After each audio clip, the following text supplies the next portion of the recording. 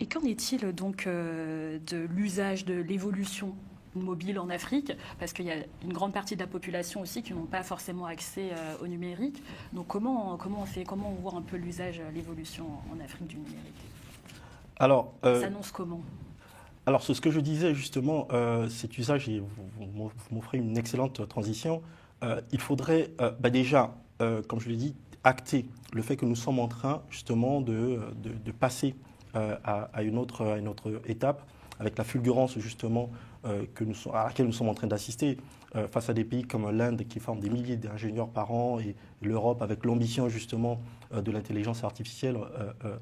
On voit justement comment ici Xavier Niel est à la pointe effectivement de ce mouvement avec QTICE, ce laboratoire scientifique qui pose aujourd'hui, si vous voulez, l'enjeu de la gratuité de l'accès à l'intelligence artificielle. Et donc pour cela, Elle peut s'appliquer sur le continent africain?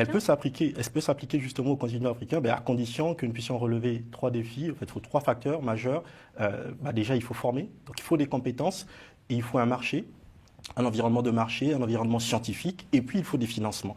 Donc il faut justement un plan de solidarité numérique pour justement renforcer la résilience du continent face à ces bouleversements qui viennent.